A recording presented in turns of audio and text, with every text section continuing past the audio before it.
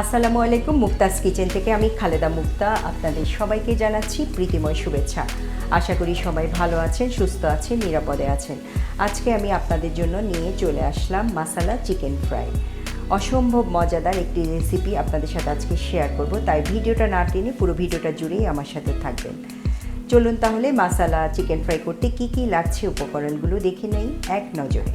মাসালা chicken fry করার জন্য এখানে আমি চিকেন নিয়েছি, 1 কেজি ওজনের একটা চিকেন নিয়েছি। এদিকে আছে 1 টেবিল চামচ সয়া সস, আছে 1 টেবিল চামচ কর্নফ্লাওয়ার, আছে হাফ চা চামচ গরম মশলার গুঁড়া, 1 টেবিল চামচ লেবুর রস, স্বাদ মতো লবণ, 2 চা চামচ আছে মরিচি গুঁড়া, 1 টেবিল চামচ আছে পেঁয়াজ চপ, 2 টেবিল চামচ আছে চিলি সস, 1 টেবিল চামচ আছে এখানে রসুন চপ, এখানে 1 চা চামচ আছে আদা বাটা, 1 চা চামচ রসুন বাটা, আর এখানে পরিমাণ মতো তেল। তাহলে মোটামুটি এই লাগছে আজকের রেসিপিতে। মূল প্রসেসে চলে আসলাম। এখন আমি প্রথমে চিকেনগুলো নিয়ে নিচ্ছি একটা, যেখানে আমি ম্যারিনেট করব সেই বলের মধ্যে নিয়ে নিচ্ছি। আর যেটা করতে হবে, চিকেনগুলোকে ধুয়ে এভাবে দেখতে পাচ্ছেন আমি ছোট ছোট টুকরো করে নিয়েছি। এভাবে টুকরো করে নিলে মশলাগুলো ভালোভাবে ভিতরে ঢুকে। আর টুকরো করে ভালো করে ধুয়ে একটা স্ট্রেনারে ঝরিয়ে নিয়েছি। এটা একটা টিপস বন্ধুরা, স্ট্রেনারে ঝরিয়ে নিলে মশলাগুলো ভালোভাবে কোটিংটা সুন্দর হয়, আর না হলে তেলে দেওয়ার পরে ছড়িয়ে যায়। এই জন্য মুরগিটা কেটে পানিটা স্ট্রেনারে ঝরিয়ে নিতে হবে, তাহলে ভালো করে ম্যারিনেশনটা হয়। হ্যাঁ, এরপরে এখানে আমি একে একে স্পাইসগুলো দিয়ে নিচ্ছি, মশলাগুলো দিয়ে নিচ্ছি। আদা বাটা, রসুন বাটা, সয়া সস, লবণ স্বাদ মতো, গরম মশলার গুঁড়া, আর এখানে আমি মরিচের গুঁড়াটা অর্ধেকটা দিব, 1 চা চামচ মরিচের গুঁড়ো ম্যারিনেশনের সময় দিই। লেবুর রস আছে 1 টেবিল চামচ, টমেটো কেচাপ এখানে 1 চা চামচ দিয়ে নিলাম, বাকিটা পরে দেব। কর্নফ্লাওয়ার দিয়ে নিয়েছি, এটা বাইন্ডিংসের জন্য কর্নফ্লাওয়ারটা দিয়ে নিলাম। এখন ভালো করে যেটা করতে হবে, ম্যারিনেট করে নিতে হবে। খুব ভালো করে ম্যারিনেট করতে হবে যেন প্রতিটা মাংসের ভিতরে যেন ভালো করে মশলাগুলো ঢুকে যায়। এই জন্যেই কিন্তু মুরগিটা কেটে স্ট্রেনারে ছড়িয়ে নিতে হবে। হয়ে গেছে। এখন আমি যেটা করব, এই ম্যারিনেশনটা মুরগিটাকে আমি 2 ঘন্টার জন্য রেখে দিব। 2 ঘন্টা পরে ফিরে আসছি। 2 ঘন্টা পরে ফিরে আসলাম। এখন আমি ডুবো তেলে চিকেনগুলোকে ভেজে নেব। ডুবো তেলে ভাজতে হবে এবং তেলটা গরম হওয়ার পর্যন্ত অপেক্ষা করতে হবে। এটাও একটা টিপস বন্ধুরা, তেল গরম না হলে যদি চিকেনগুলো ছাড়া হয় তাহলে কিন্তু কোটিংটা ছুটে যাবে। এই জন্য তেলটা গরম হওয়া পর্যন্ত অপেক্ষা করতে হবে। তেল গরম হওয়ার পরে একে একে চিকেনগুলোকে ভেজে নিতে হবে। তেলটা গরম হয়ে গেছে, এখন আমি একে একে চিকেনগুলো দিয়ে নিচ্ছি।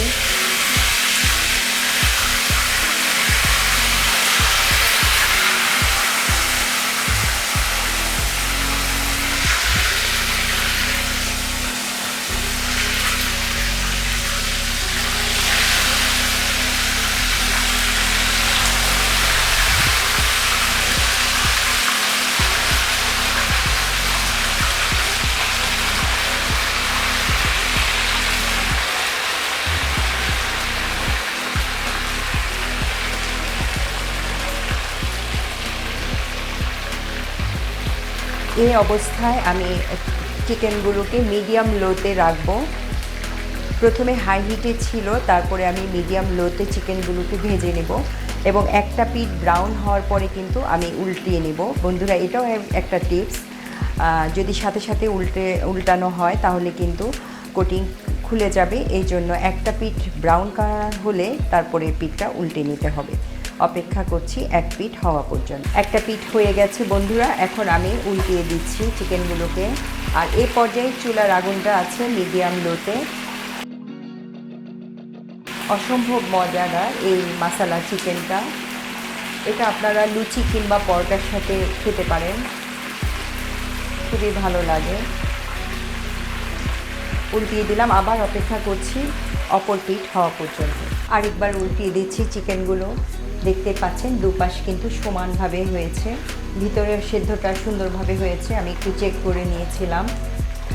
তারপর চিকেন সেদ্ধ হওয়া পর্যন্ত কিন্তু মাঝারি আঁচে ভেজে নিতে হবে। হয়ে গেছে, এখন আমি একটা স্ট্রেনারে তুলে নিচ্ছি। চুলার আগুনটা বন্ধ করে নিচ্ছি। দেখতে পাচ্ছেন এইভাবে গোল্ডেন ব্রাউন পর্যন্ত ভেজে নিয়েছি। এখন আমি যেটা করব, আমি পরের প্রসেসে লাস্ট 3টা স্টেপে এই মশলা চিকেনটা করতে হয়, এখন আমি লাস্ট স্টেজ করে দেখাচ্ছি। এখন যেটা করব, আমি 2 টেবিল চামচ তেল দিয়ে নিচ্ছি। আর এই পর্যায়ে চুলার আগুনটা কিন্তু একেবারেই লোতে রাখতে হবে, তা না হলে পুড়ে যাবে। তেলটা গরম হওয়ার পরে এখানে 1 টেবিল চামচ করে পেঁয়াজ চপ করা আছে। আপনারা চাইলে এটা ব্লেন্ডও করে নিতে পারেন, কিন্তু আমি ছুরি দিয়ে করে নিয়েছি, একেবারে কুচি কুচি করে নিয়েছি। দেখতে পাচ্ছেন এভাবে জাস্ট একটু নেড়ে চেড়ে যেটা করতে হবে, একটু মরিচের গুঁড়ো দিয়ে নিলাম 1 চা চামচ, একটু নেড়ে চেড়ে নিচ্ছি। আর আমি যেটা বলতে প্রথমে ভুলে গিয়েছিলাম, আমি একটু চিলি ফ্লেক্স নিয়েছি। দেখতে পাচ্ছেন একটু চিলি ফ্লেক্স দিয়ে নিচ্ছি, এটাও 1 টেবিল চামচের মতো দিয়ে নিলাম। এখন 2 টেবিল চামচের মতো চিলি সস দিয়ে নিচ্ছি। তারপরে যেটা করতে হবে, চিকেনগুলোকে একে একে চিকেনগুলো দিয়ে নিতে হবে।